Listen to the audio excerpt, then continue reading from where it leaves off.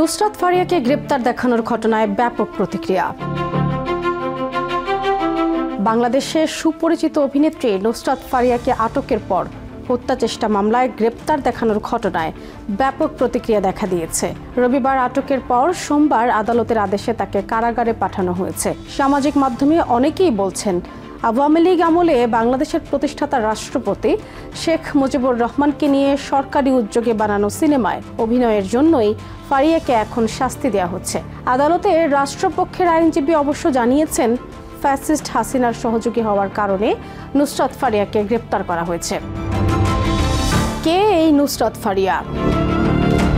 বঙ্গবন্ধু শেখ মুজিবুর রহমানের জীবনী নির্ভর মুজিব একটি জাতির রূপকার সিনেমায় সাবেক প্রধানমন্ত্রী শেখ হাসিনার চরিত্রে অভিনয় করেছিলেন ফারিয়া। নুসরাত ফারিয়ার ক্যারিয়ার শুরু হয় রেডিও জকি ও উপস্থাপক হিসেবে। 2015 সালে বাংলাদেশ ভারত যৌথ প্রযোজনায় আশিকি চলচ্চিত্রের মধ্য দিয়ে নায়িকা হিসেবে আবির্ভূত হন তিনি।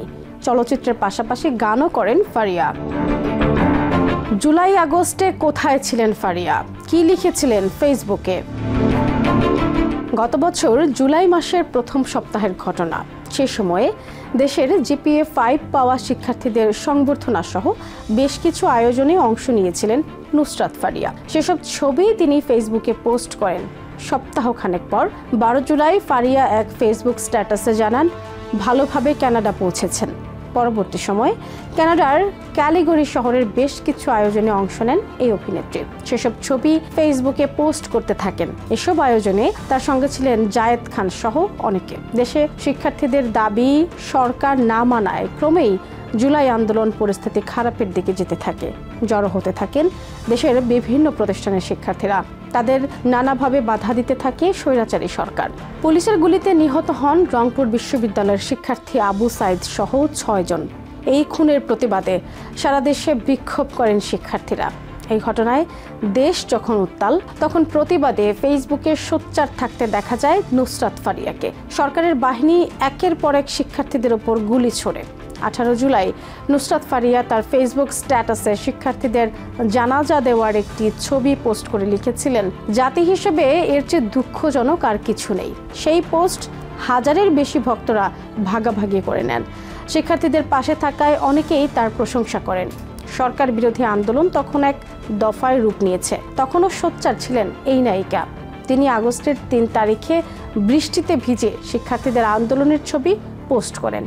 একই দিনে দেশের শিক্ষার্থী ও সাধারণ মানুষেরা শহীদ মিনারে জড়ো হলে কানাডা থেকে সেই ছবি পোস্ট করেন এই নায়িকা। ছবিতে জুড়ে দেন বাংলাদেশের ইমো। 5 আগস্ট আওয়ামী লীগ সরকার পতনের পরে ফারিয়া সংসদ ভবন পরিষ্কার পরিচ্ছন্ন করার একটি ছবি পোস্ট করে বাংলাদেশের ইমো যোগ করেন। পরবর্তী সময়ে দেশের কোনো পটভূমি নিয়ে ফেসবুকে খুব বেশি কিছু লেখেননি এই নায়িকা, শুধু নিজের ব্যক্তিগত ছবি পোস্ট করেন।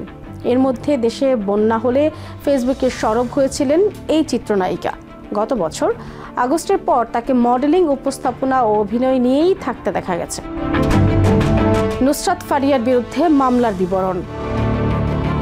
এনামুল হক নামের এক ব্যক্তি গত মার্চ মাসে নায়িকা নুসরাত ফারিয়া, অপু বিশ্বাস, নিপুণ আক্তার, আসনা হাবিব ভাবনা, নায়ক জায়েদ খান সহ 17 অভিনয় শিল্পী সহ 283 জনের নামে আদালতে মামলা করেন।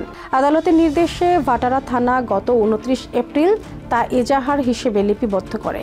মামলার বিবরণ অনুযায়ী বৈষম্য বিরোধী আন্দোলনের সময় 19 জুলাই ভাটারা থানার সামনে অবস্থান নেন আন্দোলনকারীরা। এ সময় গুলি চালানো হলে তা এনামুলের পায়ে লাগে। তিনি হাসপাতালে চিকিৎসা নেন। নুসরাত ফারিয়ার গ্রেপ্তারকে বিব্রতকর বললেন সংস্কৃতি উপদেষ্টা। অন্তর্বর্তী সরকারের সংস্কৃতি উপদেষ্টা মোস্তফা সরোয়ার ফারুকী এই ঘটনাকে বিব্রতকর উল্লেখ করে বলেছেন, সাবেক রাষ্ট্রপতি আব্দুল হামিদের দেশত্যাগ নিয়ে যে ক্ষোভের বহিঃপ্রকাশ ঘটেছে, সেই স্নায়ুচাপ থেকে নায়িকা নুসরাত ফারিয়াকে গ্রেপ্তার করা হয়ে থাকতে পারে। ফারিয়ার গ্রেপ্তারকে প্রতিহিংসামূলক বলছেন শিল্পী, কলাকুশলীরা। শিল্পী, কলাকুশলী, আইনজীবী, মানবাধিকার সংগঠক সহ অনেকেই নুসরাত ফারিয়ার এই ঘটনায় বিস্মিত হয়েছেন। তাদের কেউ কেউ প্রতিহিংসামূলক বলেও উল্লেখ করেছেন। গত বছর শেখ হাসিনা সরকারের পতনের পর থেকে তখনকার সরকার সমর্থক সংস্কৃতি কর্মীদের এখনও অনেকে আত্মগোপনে আছেন। আবার অনেকে দেশে সক্রিয় থাকলেও তাদের কারো কারো বিরুদ্ধে নানা ধরনের মামলা হয়েছে।